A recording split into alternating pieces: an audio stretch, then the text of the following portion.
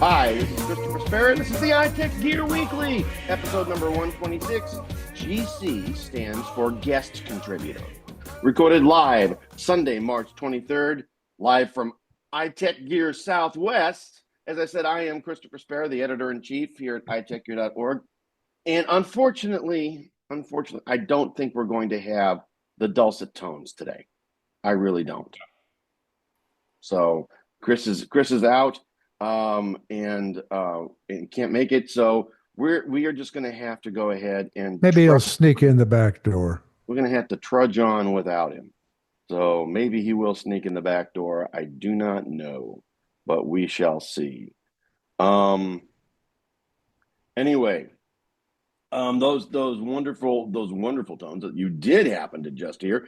It's, of course, the former co-owner of WUGNET Publications and, of course, editor here at iTechGear.org. This is Dr. Mr. Larry McJunkin, back from the wherever you were. How are you, sir? Wherever I was probably in cataract surgery. Yeah. So anyway, if you guys can imagine the feeling, if someone would hand you the keys to a new $150,000 Mercedes-Benz convertible and say, "This is yours, enjoy." That's just exactly how I felt after cataract surgery. It's that big a deal. Wow. It's that big. Well, So when your doctor cool. says do it, go do it. Don't resist it like I did. Awesome.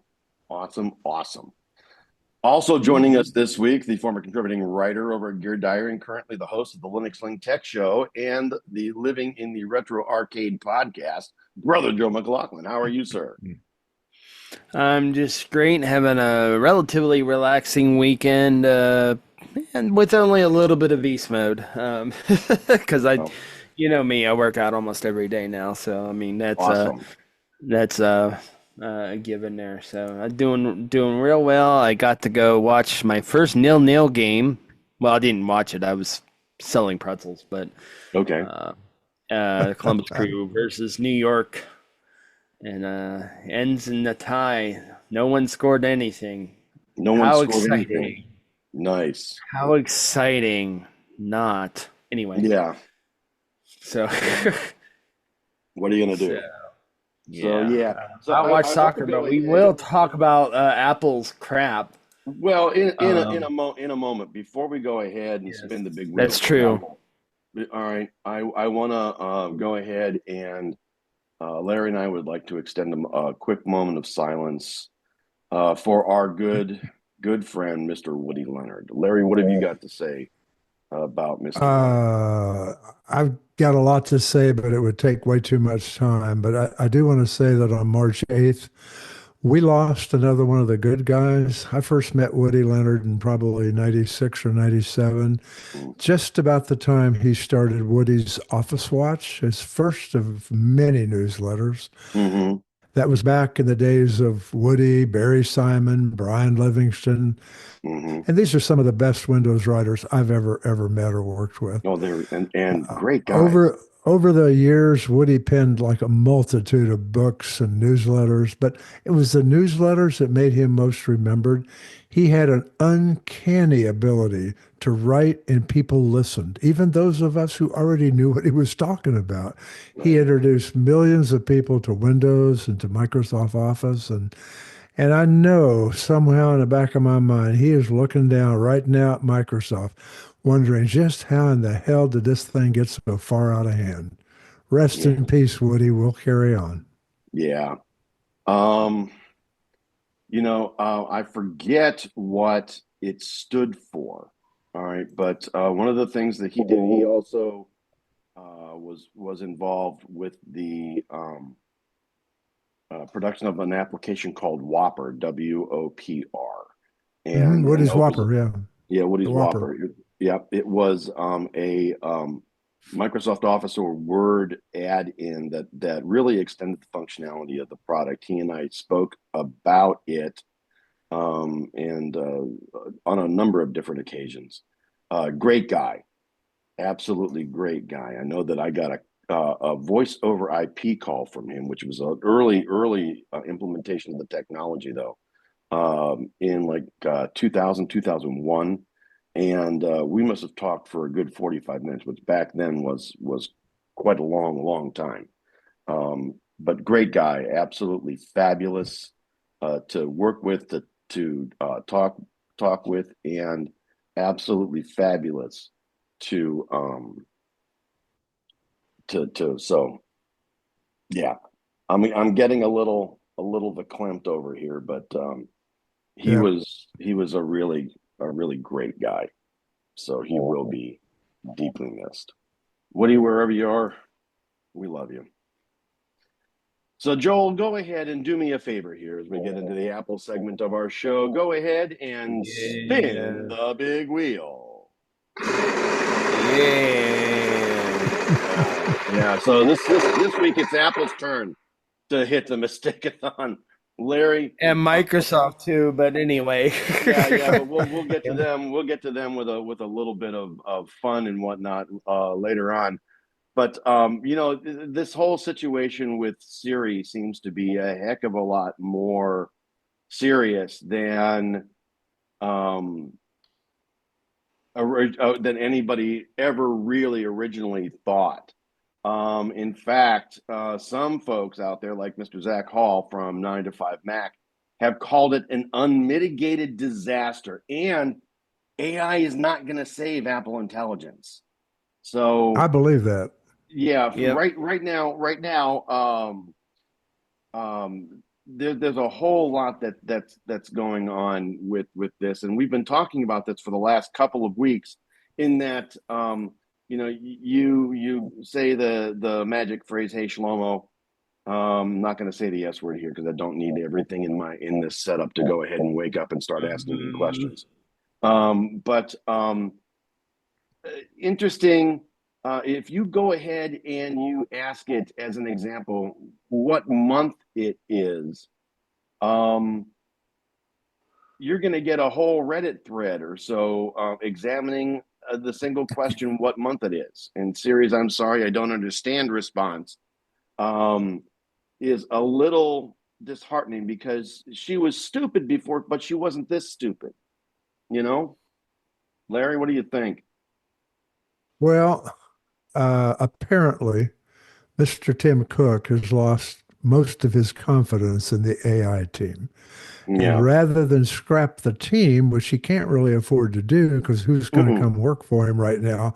It's like Right, who's going to go play football for Bozo the junior college? I don't right, I don't know that. So he's just going to replace the team leader.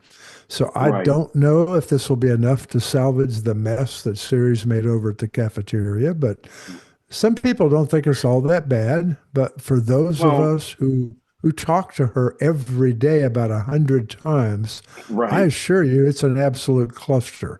And I right. have, When Siri doesn't even know what month it is and can't, just tell you, but hey, this is the month. even worse, I'm going to give you three short, humorous but true examples of me and Okay, her. Hey okay. S, turn on the bedroom light, to which Hmm. every light in the house turned on. Hey Okay. S. Hey S, will it be cold today? Uh-huh. Setting your thermostat to colder. Wait, S, it's 42 degrees outside. I don't want colder. I want warmer. I'm Hmm. sorry, I can't handle multiple requests. Hey, Hmm. this is the best one. Hey S, take a hike. Okay, it's Hmm. 42 miles to the Great Smoky Mountains, and there are many great hiking trails up there. Would you like me to find you one? Give me Oh an my effing God. break. Yeah. So Mike Rockwell, I guess Tim has tapped Mike Rockwell to be the current head of the Vision Pro team. I'm not To so sure that's a good thing or a bad thing. Yeah, Yeah. to go Yeah. ahead and unseat Mr. John Giandrea as the new AI or Apple Intelligence and Siri guy. So I'm wondering if this is a good idea or not. You know And what? will It's it? it's early in this AI shuffle. I know that, but and we don't know Mhm, what's going to happen. But if I were an engineer on the Apple AI team today, I think I might mhm. be looking at my options just because. Yeah, yeah. He hasn't killed the entire team, but but he did shoot the leader there, and I don't know if John Giandrea was terminated from Apple, or if he was put on something else, way down in the basement next to the guy with the red stapler, you know. So I don't know. I don't know what's happening with that at all. But it's apparently it is also so bad that Axios um, has filed a lawsuit for false advertising over the state of Apple Intelligence because it was supposed to drive sales for the iPhone 16, and apparently, it's so bad that they're now filing a lawsuit, and I think they actually, Apple Intelligence was launched back in October, right? And it's so bad that a class action lawsuit filed in the U.S. District Court in the Northern District of California, San Jose Division, accuses Apple of false advertising fraud and breach of contract as well, among other things. Peter Lanchef, the plaintiff, claims that Apple misled consumers into buying the iPhone 16 lineup based on AI features that either do not exist or at least don't exist yet. And unfortunately, with the way things have been going, Apple Intelligence is nowhere to be found. And that suit will never hold water. Apple may not have a good AI team right now, but they got the best lawyers on the planet. Well, they do, but they're this guy is saying, Apple is saying that they pushed back all these features that they were going to go ahead and release with iOS and Mac OS and iPad OS 18.4 and Mac OS 15.4, and unfortunately, like I said, not on the beta that I'm on are they existing. They pushed it all back. And we have no idea when these features will actually come into iOS. They may not even come into iOS 18 at all. It may be iOS 19. Some of the really good prognosticators out there are saying it could be 2020, late 26. Late 26. So that's not even a year from now. It's more like a year and a half or more for these things to actually come back. And like I just said, this article goes on that we're citing goes on to indicate recently, under mounting pressure from outraged consumers and industry scrutiny, Apple was forced to acknowledge that the heralded Apple Intelligence features, including Siri enhancements that fueled the greatest consumer excitement, did not exist and do not exist now. So, and again, some reports are saying, Larry, not just 2026, but 2027 at the earliest. Wow. So, the whole maybe this is a good thing. I mean, that's the thing. I said maybe this is a good thing because this show, at least the three of us here, and probably Mr. Gavula, sure, certainly.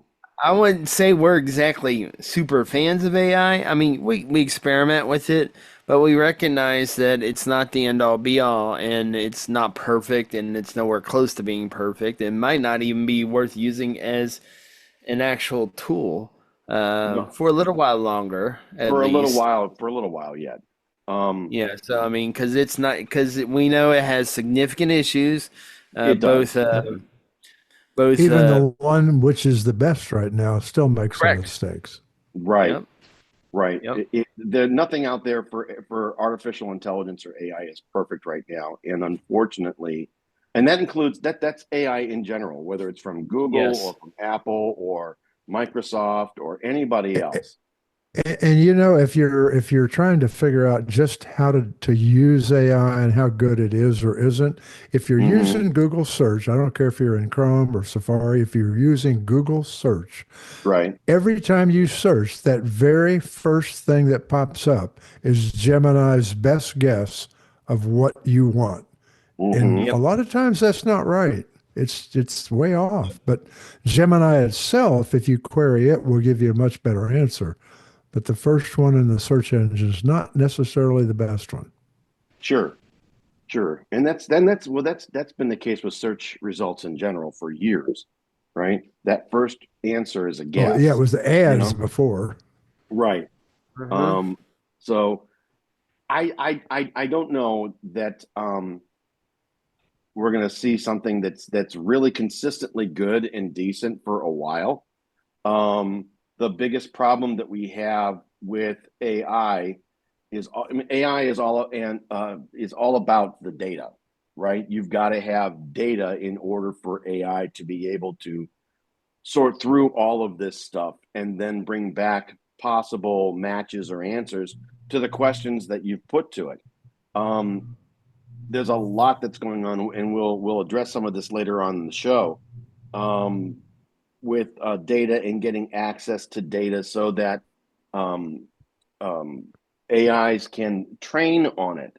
And Well, when Chris, they're this is denied really data, no they different. can't, they don't know. They're dumb. This is no different than going back to the beginning of computing. And most of Yep. us, Joel was still a baby then, but you Sure. and I, Yeah. I mean, garbage in, garbage out. That's what Right. you're going to get if you have garbage in the language model that it's searching. That's what it's going to spit out. Period. Right. Absolutely. Right. Absolutely. So Yep. if the AI doesn't have all of the data that it truly needs, then its answers are going to be seriously lacking.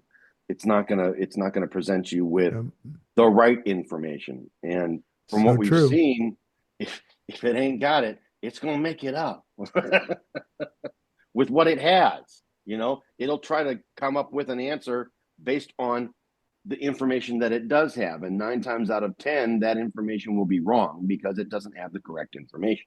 So it's not like it's going to ideate on its own. It just won't do that. So yeah, Apple's got some real big problems with Siri, Mhm. and um, there's a lot that they have to do. However, on to something perhaps a little bit happier, maybe. There's a new patent was spotted, and the guys over at Apple Insider are talking about a foldable Apple Watch. Is this something that we want? Is this something that's going to be valuable? Do we think that this is something that people are going to be interested in? Do you guys want a foldable watch? I I mean, I just can't think of any reason why I'd want one. okay. I mean, to me, it would make it thicker. I'm like, I don't know, man. Potentially Yeah, thicker, yes. It would have to be bigger too to be even usable.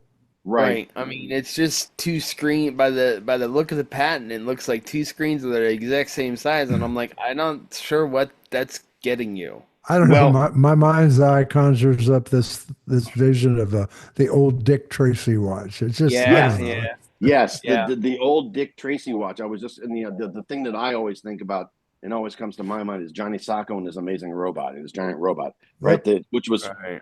controlled by a watch that was actually you flip the face on it and you speak into the watch and it controls this big giant robot that fights kaiju's, Yep. et cetera, et cetera.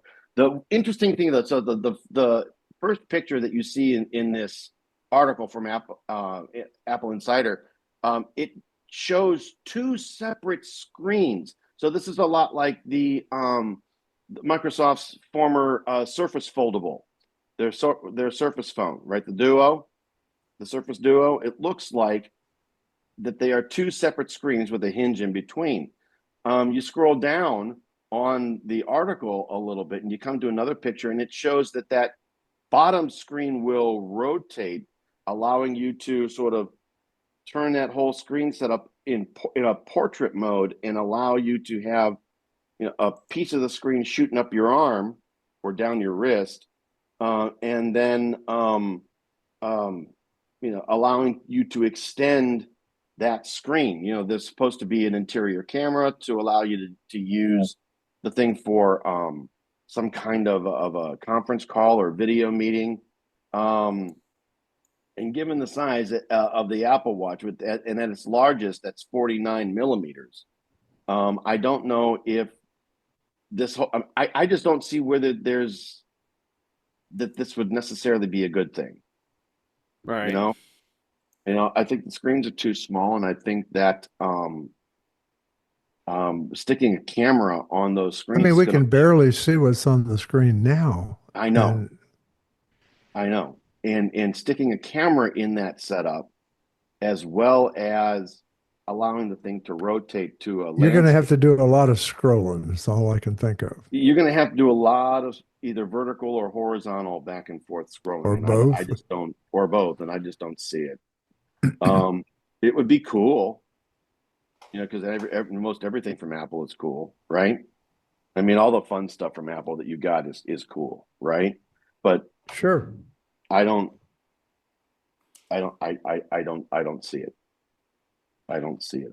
I don't see how this is something that we would want.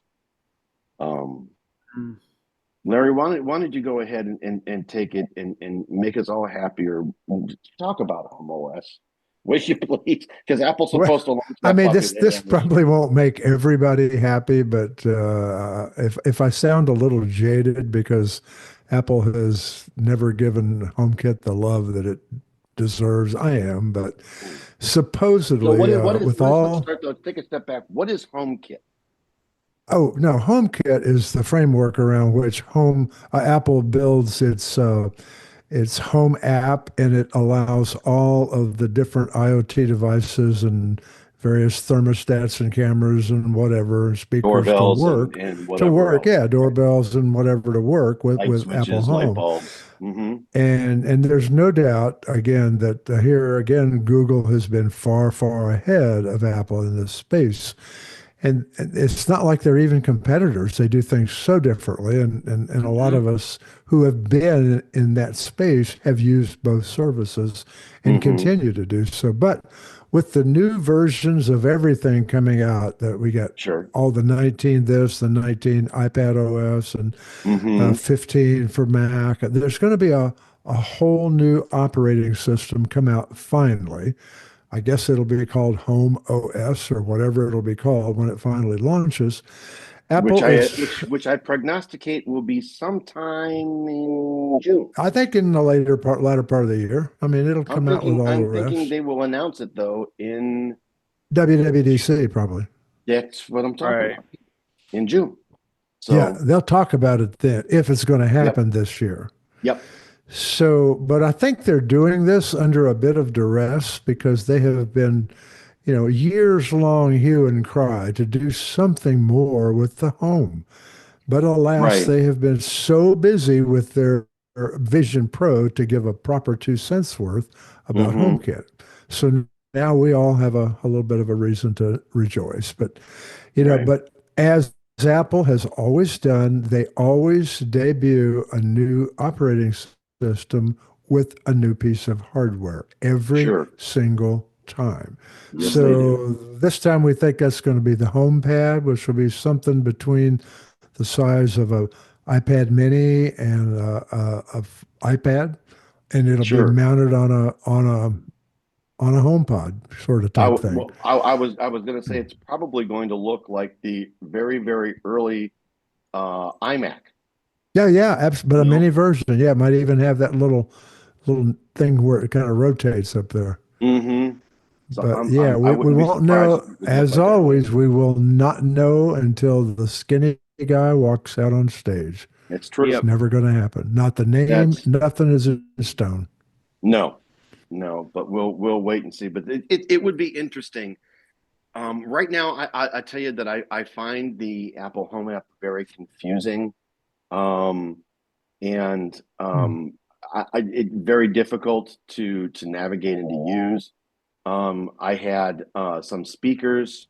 I had some HomePod minis uh, that I had purchased and was trying to use as speakers back in 21 when I was Hmm. trying to sell my aunt's house and had those set up, one on each side, and I could never get them to work together. so that you had a stereo pair. Back in that era, Never it worked. was more difficult, but they have Hmm. undergone a whole new, they've launched a whole new Apple Home app and HomeKit to go with it. Hmm. And then they pulled it, then they launched it again. But now there's two flavors out there. But now, before this Right. happens, Apple says you're going to be on the new system or it's not going to work. So Right. Right. But we'll see what happens. But honestly, I really just don't. It was difficult for me to use and understand. It did not seem very intuitive to me at all. And setting it's up, not different intuitive, but rooms. once you do get into it, it works. I will give it credit for that. There Well, are It's things I typical like Apple better. move though to do a whole new OS, Yeah. which is literally going to be based on iOS. It's like just like every other OS they have, except for yet another version of Micah. iOS. Yeah, I mean and I'm like, that's kind of one. I think that's kind of one reason why the iPad still is one of the champions in the tablet space because they did that work to make it work.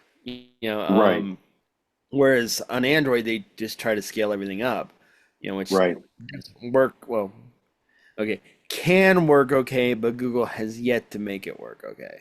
Well, you So know But what? Interesting that you bring up iPad OS. They put a number of different right, extensions and features into iOS and made that and differentiated it because they were iPad only features, and so therefore they created a brand new variation of iOS called iPad yeah, OS. iPad And they've done the OS, same correct? thing with Yeah. Vision OS. They've done the same thing with, um, like I said, the iPad, and now they're going to go ahead and do this with Home OS. Hopefully, it'll bring. But if you Hopefully, read it'll be more if you intuitive. read about how all of this came about, you Yeah. will read that when Apple was so successful with even the Hmm. first version of iPad OS, that's when Hmm. they started making the changes to Mac OS and making Yeah. Right. settings look like an iPhone or an iPad iOS Right. version. Right. And in Yep. the end, someday our kids, when they're our age, they'll all be the same. They'll all look and feel the Sure. same, I Yeah. think. Pretty Sure. much. Yeah. Yep. So let's go ahead and move to the next story, next and final story in our Apple segment. And this one I think is a little bit more fun, don't you, Larry? I I love think it. it's a I little bit can't more wait. fun. I cannot You know, wait. there's what was it, a year or two ago, Apple had announced Two that there years. was going to be an update to CarPlay that would basically control the entire interior, the entire dash of the car. And there were a couple of concept photos that were shown of a car interior that had this wonderful Apple-esque display. The heart in the middle of it being CarPlay, and then it just extended out into your speedometer, tachometer area, odometer area, and then it also allowed you to control your interior environmental controls, sound, etc. And it looked really, really cool. Well, apparently, Apple's starting to talk about how that's actually going to kind of sort of happen. And BMW, Porsche, etc., they're going to be some of the first companies that are going to be embracing this thing. So what do you think, Larry? I mean, you've got a car that should be able to It run it. it I think one of the factors that is got to think about here is the car screen, the display has to be big enough to Hmm. work with CarPlay too. If it's a Right, normal, even a 10 or 12 inch little like we have on the Lexus won't work. But right, if you have a 15 inch, and that's BMW says that version of that screen they put right, in all their new 2025s, well, about half of them, and then they'll come out with the rest of them in 26, will be the right, only ones that'll work with Apple CarPlay too. But I right. can see where it will work, but they have to change everything. It's just, I don't know. I've got a 15-inch display in this one, and I can't wait to see what they got Right. with Now, CarPlay Apple too. says, so you have a BMW, right? I do. All right. So my father-in-law also has a BMW that he bought either at the end of last year or at the very, very beginning of this year. I'm hoping that will work with it as well. But If Apple it's an originally, X3, it will work. That's all the right, first and I think only one so far that will work with it. I think that it is. Apple had previously said that it committed um, to car makers, and car makers committed to them, including Acura, Aston Martin, Audi, Ford, Honda, Infiniti, Jaguar, Land Rover, Lincoln, Mercedes-Benz, Nissan, Polestar, Porsche, Renault, and Volvo. It's interesting that BMW is not in that initial list, but When I apparently saw that list, they're I called my contact and he said, not to fear. In my car, it will. all right. We'll see, So but yeah, no, it's that to have I your hope. phone be able to take over the entire display of your car, to be able to take over all of your environmental controls, all of your sound controls, all of your car function controls, including all those weird little modes that you've got with the dials and Right. whatnot on your car and such, or the joysticks or however it works, is quite a feat. Especially If you for all of think that to back, reside really in your phone. The control, the initial stuff of that, the UI and the whatnot and the logic in your phone as opposed to the car. You were saying? true. If you think back, we talked about this. I know Chris and I were chatting about it during the Mm-hmm. show at some point, maybe Right. even as much as a year or two ago. But uh, car manufacturers notoriously know nothing about software. And that's why the Apple Yes. CarPlay doesn't, or Android doesn't work that well with cars because the two just don't talk. But No, I that see is correct. such that's what I told you. Remember when I asked that question? Is there a difference between how CarPlay works with a Ford, with a Chevy, with a Cadillac, with a, I don't know, Sure. BMW? And I didn't Mm-hmm. really know until I got the BMW a couple weeks ago. And that answer is unequivocally yes. Yeah. I mean, this thing Agreed. just is so tightly integrated into the car software, Right. whereas it isn't in my other car at all. Yeah. And it knows my calendar's there. It when I get in the car, it automatically greets me and says, "Hey, your next appointment is wherever it is. Would you like to go there?" And if I say yes, it automatically turns on mapping and away we go. Yeah. And you can't find that with one of those plugins as good as they are.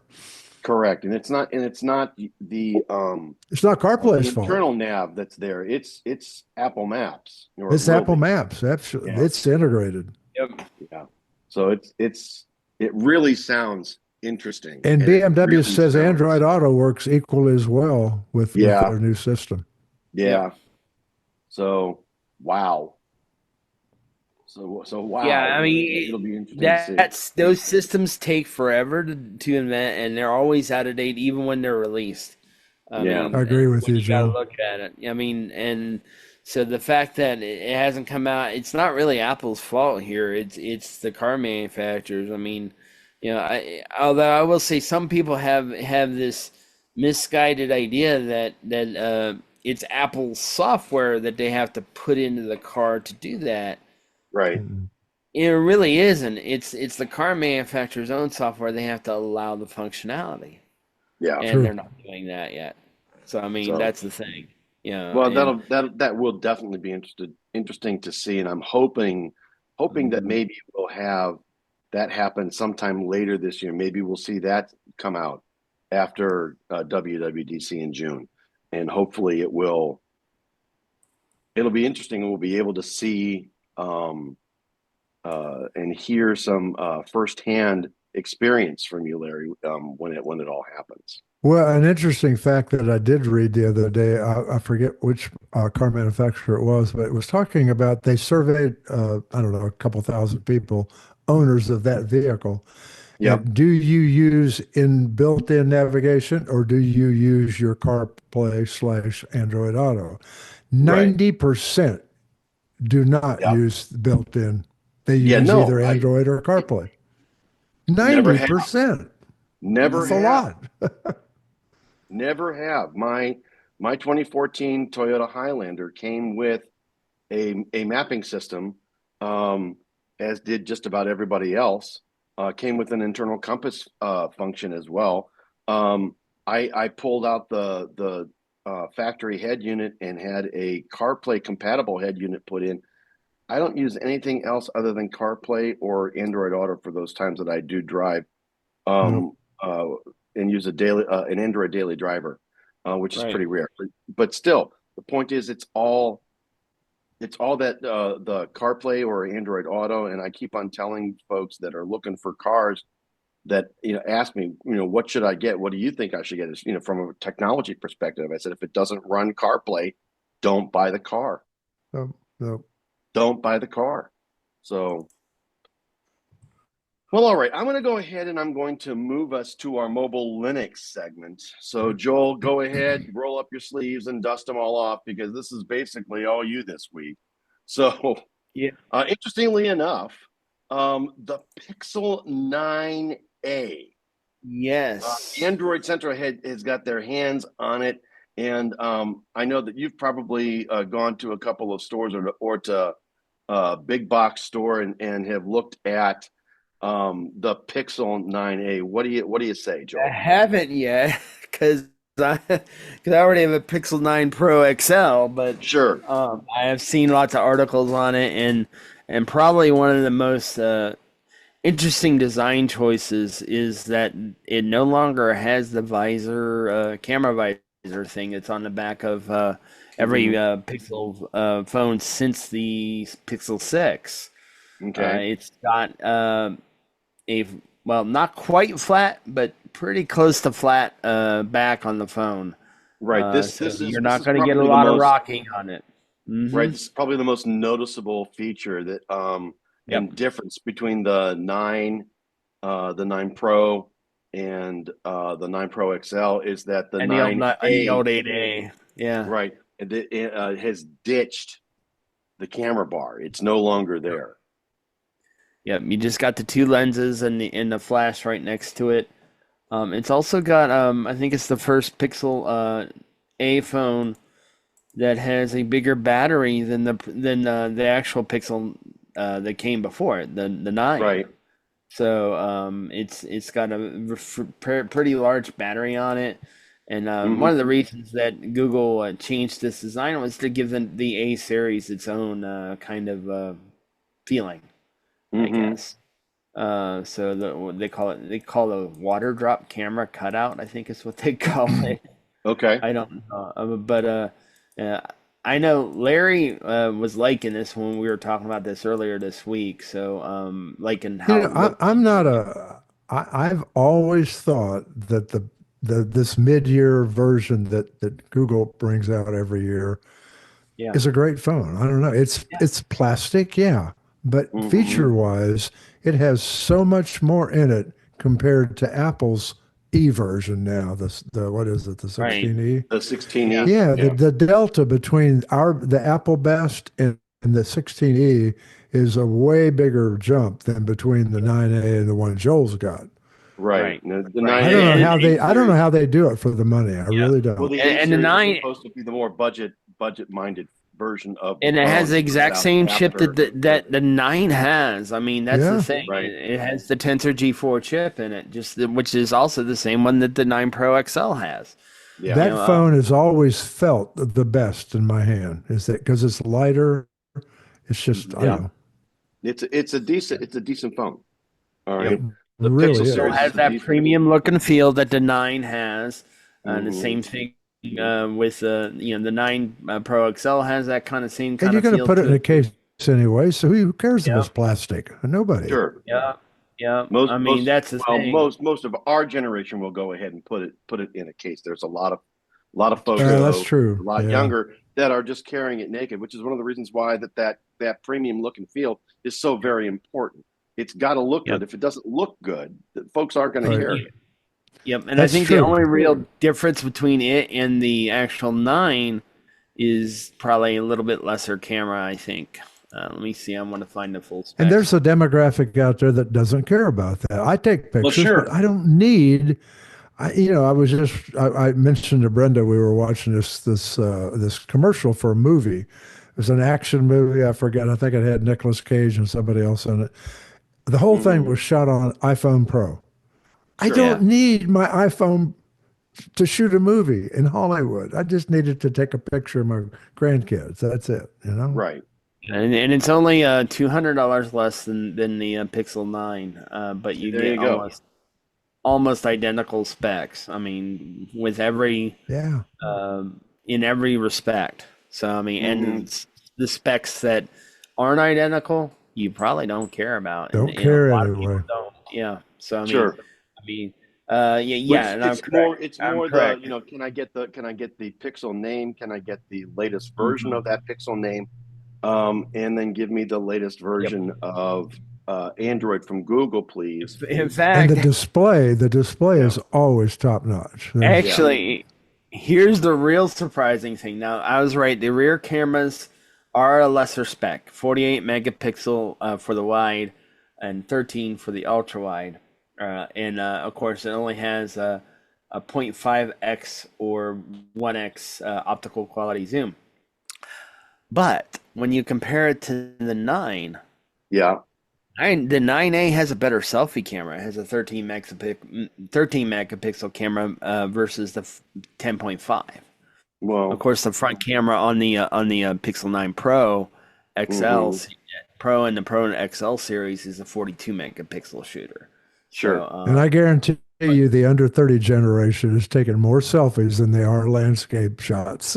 that's Sure. true, true. And they start at 128 gig for the storage, 256 for the next level up. That's as far as up as the 9A goes. And it has 8 gigs versus 12, or which is what the 9 has, 16 Right. and the 9 Pro XL. Right. But in both cases, the 9A has a better battery life than either of the previous the 9 or the 9 Pros. So Yeah. 30-hour battery life versus a 24-hour, Yeah, which which an extra important. 6 hours is going to be noticeable. So, That's Yep, yep. significant. So I yep. mean, if you want a phone with a really great battery life and you don't really care about the quality of the camera, you know, I mean, beyond the fact that the wide one's pretty decent. Yep. Megapixels aren't everything, you know, No, that is true. That is but true. They everything. But although the more for data you have, $500, that's not a bad for deal. five I mean, hundred bucks, it's going to be hard no, to beat. It's going to be yep, hard to beat. So, yep. Now, granted, you can probably get a similar deal on a Pixel 9 if you sure. look around a lot. Here's the amazing thing: the 9 Pro starts at the same price as the Pixel 9 right now at this point. So, So that's on the Google Store. So sure. both start at $799 with the 9 Pros saving $200 at this point. Okay. So, but of course, it's not going to be too long before the tens are out.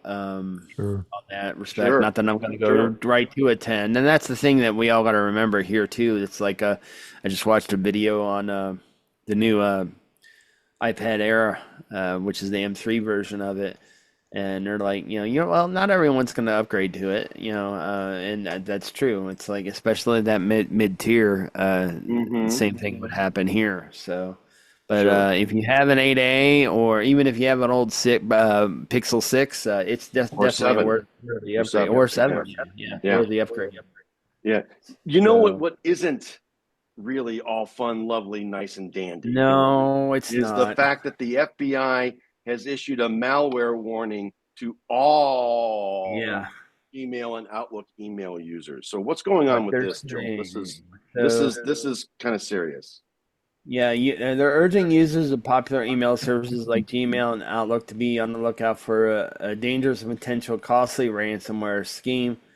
Uh, and it's basically called Medusa, or from the Medusa ransomware gang. Okay, Yeah, it's been active since 2021. They've since sure. progressed using affiliate model. Important operations such as ransom negotiation are centrally controlled by the developers. Hmm. Both developers and affiliates referred to as Medusa actors in the advisory employ a double extortion model where they encrypt the victim data and threaten to publicly release exfiltrated data if the ransom's not paid. As of February 2025, the ransomware attack has impacted more than 300 victims in the medical, education, legal, insurance, technology, and manufacturing fields.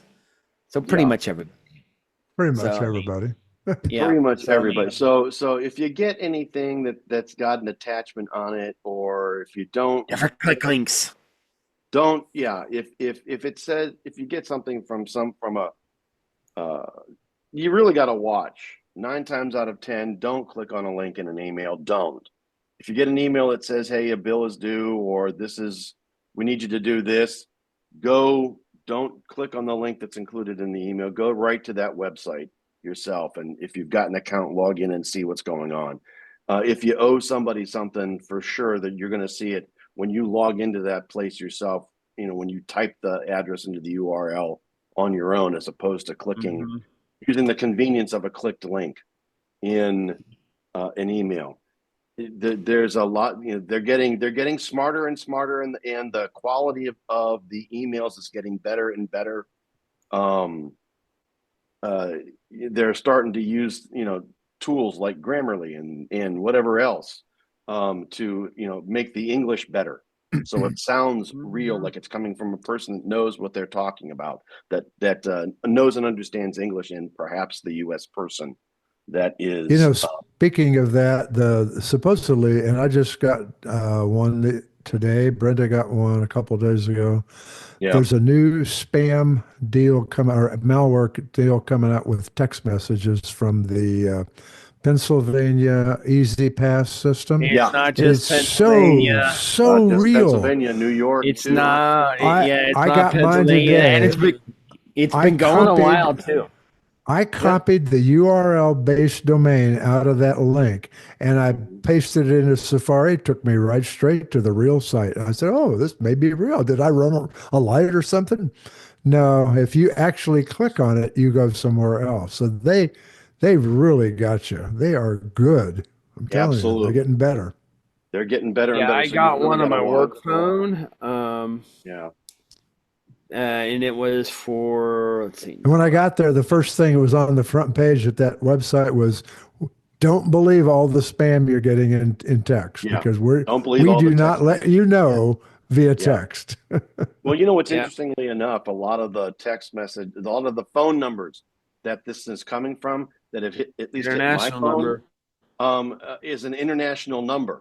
Right. That kind of it's not a short. It's not a short number like you get for some places, like a 93 space 3174. Yeah. Right, and the URL is incorrect as well. For example, I'm looking at one that I got today on my work phone, and I can do that thanks to the iMessage integration, which I didn't know was turned on. But this one has HTTPS. Don't go to this, by the way. https://e-z-pass.ny.xin/pay. Okay, XIN is not a country URL that you want to go to. Right. And then I got one on the 7th that has an even different one where the top domain is .vip. All right, and it was for fast track loans. So the average bear doesn't look at that, and they just click. Away they go. Just tap or click and go to it, or they'll say yes. Yeah. To it, so don't do that. All I've got to say is, 9 times out of 10, if you don't know that you've run a red light, or if you don't know that you've if you don't have an Easy Pass in Illinois, it's iPass.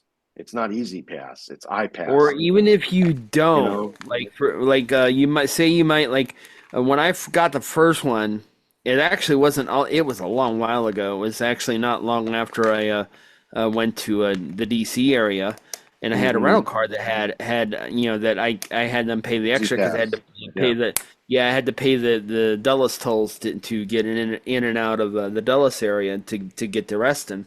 So company would pay for that. So I said, let's go ahead and add that to the car. But weeks to months later, I get this text message, and I looked at it real careful, and then I also looked at, because I do have an Easy Pass, because let me tell you, you want to cross Pennsylvania to get to Hershey. That's going to be the Yep. cheapest way is to get the Easy Pass. Yeah. Yep. So that's what I did. I got the one in Ohio, which does work in Pennsylvania Right. and every other state that's on the Easy Pass system. So Right. um, Right. So the only I thing also that I used would it say going is, through West Virginia. So right. and it's like one of the first things I did was I actually logged in directly to the Ohio Easy Pass site, and there was nothing in there. So I'm like, Right. okay, Well, then I'm not that's paying bullshit. it. Then don't pay Yep. it. Then don't Yep. pay it.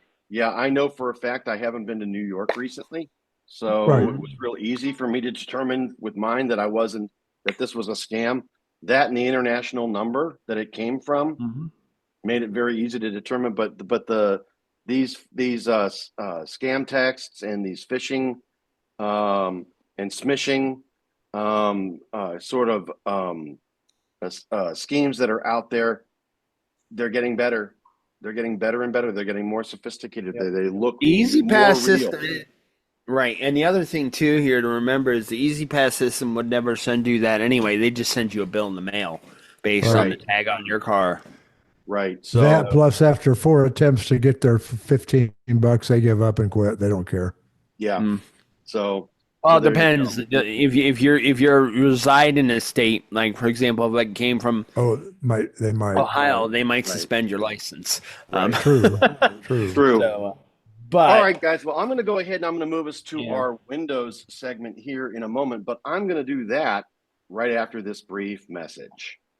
Hi. This is Christopher Spera from iTechGear.org. I wanted to talk with you today about becoming a contributing donor to the site. iTechGear.org has been around for almost 15 years. In fact, our anniversary is just around the corner on January 10th, 2025. 15 years. Where has the time gone? I mean, I've never really asked for any kind of donations for the site. It's always been about me providing value to you, a site visitor or podcast listener. The iTech Gear Weekly is now in its 4th year of production, and Chris G, Joel, and Dr. Mr. Larry McJunkin and I are having a really great time providing you with some of the best free tech talk available from time-tested original internet writers, testers, site founders, and professional writers and editors on the internet. I truly believe that our crew has some of the best and most qualified pundits and commentators on the internet today. And we're not hobbled by any kind of sponsorship or affiliated relationship or other time-bought posts. It all comes from the heart. Unfortunately, times are kind of tough. And since the COVID-19 pandemic of 2020 to 2023, yes, almost 3 full years, times have become increasingly difficult for small independent sites like iTechGear.org to stay afloat. You know, I normally do this with a portion of the salary I make from the day job, but with the IT market so tight right now, it's really difficult sometimes for many to make normal household ends meet, let alone fund a site like iTechGear that might decide to bring in a buck or two. You know, it ain't easy. If you find any of our content on iTechGear or from ITGW to be of any value at all, I would seriously appreciate you donating as little as just $1 to the cause. While we do have a Patreon site, it's hard to keep one website up, let alone two. And since it's really only me doing the work, our Patreon site hasn't really helped us at all. If you can make a donation to the site or to the show of any amount, I'd be forever grateful. All donations will go to site maintenance, hosting, podcast hosting, and everything iTechGear related. Donations can be made to my PayPal account at chris@itechgear.org. Make a donation. We'll thank you immediately on the next ITGW episode and voice our gratitude. I want to thank you. We appreciate your consideration, time, and attention. Now let's get back to the latest iTechGear Weekly episode. And welcome back to the iTechGear Weekly episode number 126. GC stands for guest contributor. I want to go ahead and as I said earlier, I want to move us to our Windows segment. And Joel, go ahead and spin that big wheel. Yeah. Time Thank for you, the Microsoft. Mistake-a-thon, baby. It's back. It's back. And I apparently, don't know about that. this is definitely a mistake. Why is Microsoft wanting to kill the remote desktop app, Larry? You know what? I agreed with when we first heard this. I was one of the first ones to go, "What?" But Yeah. I've rethought that a little bit. Okay. So in the past, whenever you needed to remote into a PC when you're on vacation or something, it was you did it with the remote desktop app in Windows Right. and Windows Pro. Right. So now there's a new way to do it. It's the Windows app, which is replacing the remote desktop app. And I thought about that and I said, I wonder why they're doing it. But as the story gets more pronounced out there, it turns out that Microsoft at the last part of last year started rounding up a lot of their connectivity services, and they wanted to put all of them into one place, and they wanted to call that the Windows app. Yeah, we don't like that name either, and it is a stupid, goofy name, but it's I think it's a good thing. They did this as a unified way to let people connect remotely from other PCs or other mobile devices. And they couldn't do all of that exactly the way they wanted to with the old remote desktop app. So they built a new one. Now, the process does have issues. If you are a current remote desktop user, you need to keep on using that RDC connection, RDC, until this feature is fully embedded into the new Windows app. And if you use remote desktop services, you should use the remote app and the desktop connection until support for this connection is available in the new Windows app. So this is what Microsoft's done wrong, as usual.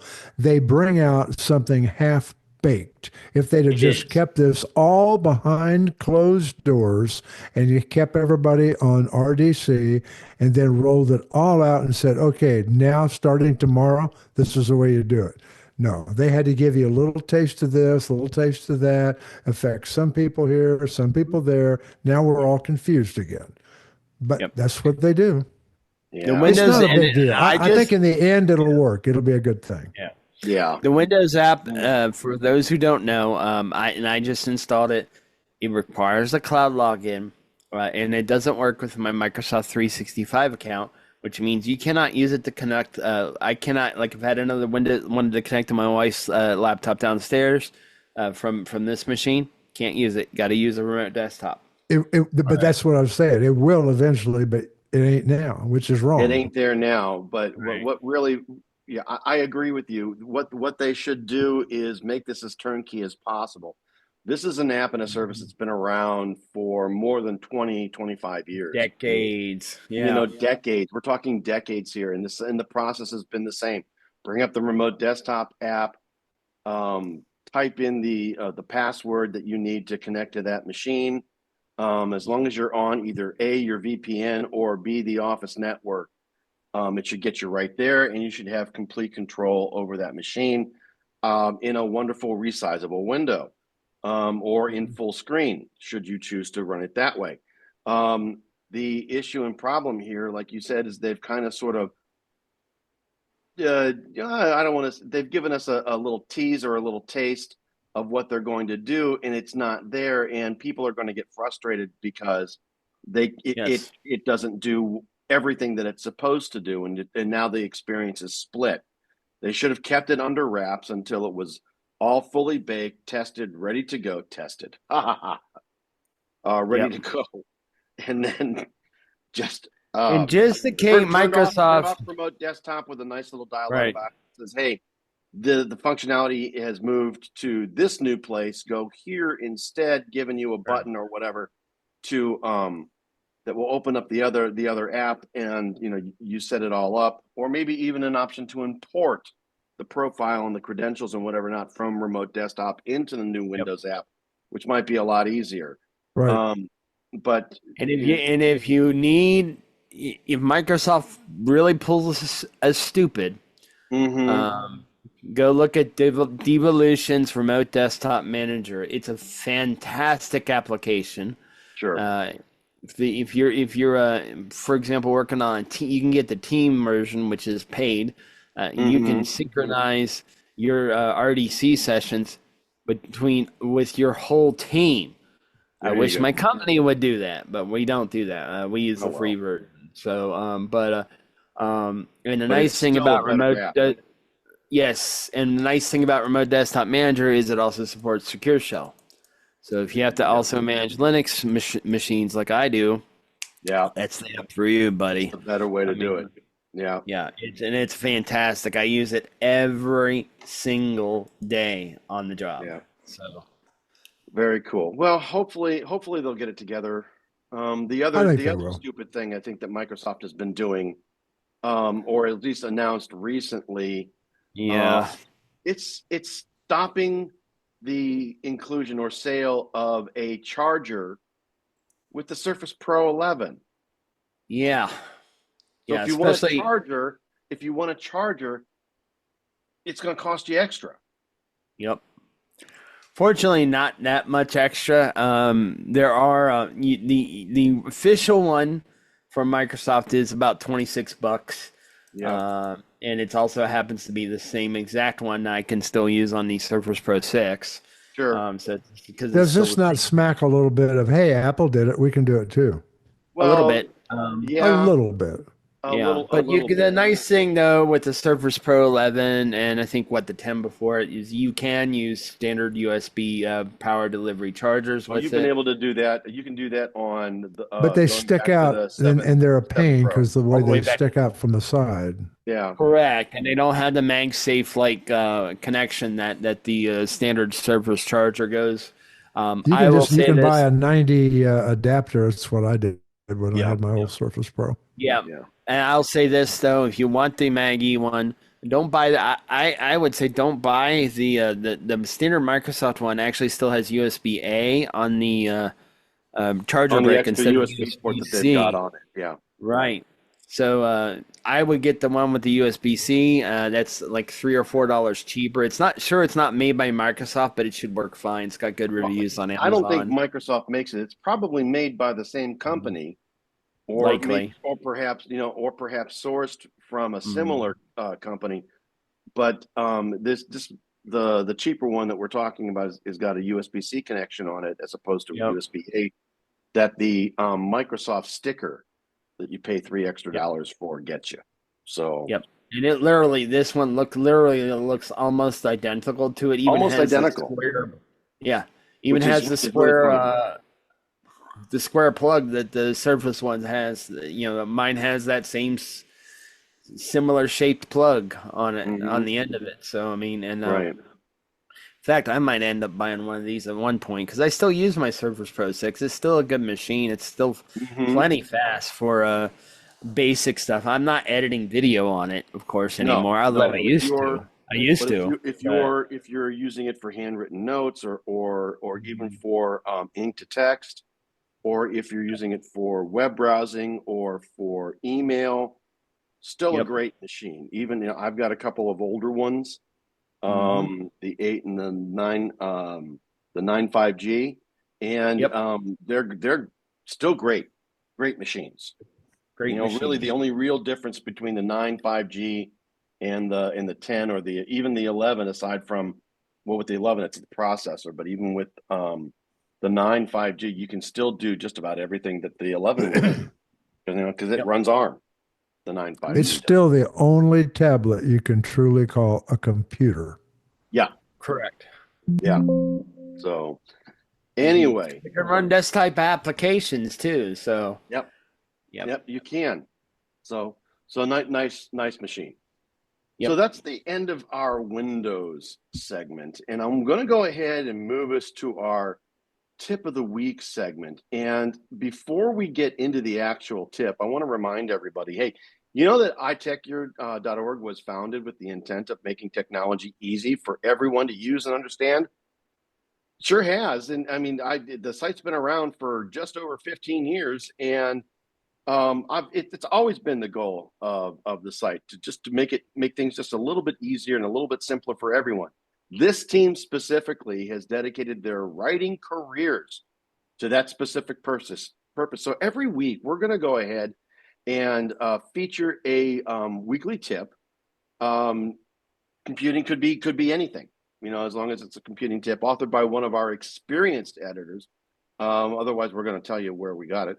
And then questions, concerns, requests, whatever, can be sent to tips@iTechGear.org. And Joel, I'm going to need your help just a little bit this week. Yes. I want to talk about, this is an Android-based kind of tip, and I want to talk a little bit about side-loading applications. Joel, what is side-loading? Okay, side-loading, with Android, you've always had the ability to download the actual application APK, and APK is the Android package file that really it's the same thing that the Play Store does, but you can download it from either like another FTP app server store or another or app an store, FTP store or a browser, right, and install them. You can also install things like APK Mirror Installer, which will help you find the APKs. And there are various reasons you'd want to do this. Like, for example, if you own a DJI drone and fly it with your Android device, you will find that the DJI apps are no longer in the Play Store and haven't been since 2021. So you go to the DJI download page, download the APK, and install it. In fact, their apps, it's themselves actually, once you get them installed for the first time, if there's an update that comes out, and when you launch the app, it checks for that, and then it'll go and download those as well. So, right. But this week's tip is all about using an APK or application manager to help you install those files. And the DJI drones is a great example. They're probably the most popular, the most well-known, and probably the some of the best drones out there. So if you're going to go and spend the money on a drone with a camera, or even just to fly something around the house, you're going to want to make certain that you've got the right application. And you're not going to find it on the Google Play Store or the Samsung App Store, right? Or anything else. So you've got to go and you've got to get that app. And then when you download that app, you may not necessarily be a mobile device expert. Where does it go and how do I install it? Installing an application manager, an APK or a package file manager will allow you to after you've downloaded the file and transferred it to your phone or downloaded it directly on your phone, to be able to go ahead and find where that application is sitting and then be able to effectively install it or uninstall it if for whatever reason you need to take it out. All right.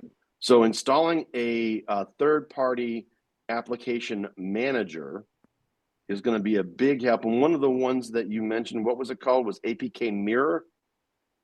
APK Mirror Installer. And that actually helps you find it on your phone, because it'll actually scan. It'll scan your phone's file system, look for the APK files for you. Just in case you don't know how to use Google Files, which that's what I do. I just go to Google Files and find the download folder and install it. It's basically a double tap in a way. It'll install itself, or a press and hold, tap and hold, and it'll give you the ability to install it. So as long as you turn on that ability, you have to literally turn on that ability within your Android phone settings. Use third-party, non-sanctioned third-party applications. Yes, correct. And you can do the same thing. You may even have to install developer or open and activate developer mode. So Possibly, yeah. Yeah. So there's also other alternative app stores as well, namely that you would also install the app store itself in the same way as an APK file. Like the one that a lot of folks really know is F-Droid, and everything in the F-Droid store is free and open source software. there you go. So if you want to use your Android phone and only want to use open source software on it, that's the app store you want to try. Yep. I've had it installed in the past. I honestly don't use a lot of the open source software on my Android phone, Chalkcore, mostly because I've kind of moved on. I mean, you're talking to a guy who owned the original G1 and literally had to root my phone because I needed to, because it didn't work that great without rooting. Right. So I'm long past I had the original Nexus 1. So going back even just a little bit further. So, and I had that rooted, and while it's difficult to do those kinds of things to effectively crack the phone and install some third-party software or some software that you just find somewhere on the internet and effectively erase the factory image on your phone, and there's a whole bunch of stuff that you can do with Android. It's kind of if you're into tinkering with bits and bits and baubles. It's an interesting way to go ahead and do something new on your phone. But that's it. The this week's tip is all about installing a third-party application manager so that you can further install some neat applications that you might find somewhere out there on the internet. Just be careful, because that's also the way that you can let viruses and malware in. So you've got to be very discerning. Yes, sir. Especially if you do any kind of banking or any kind of financial stuff on your phone. Be careful. Know where it comes from, and only get it from reputable places. So I'm going to go ahead, though, and I'm going to move us to our Pick of the Week segment.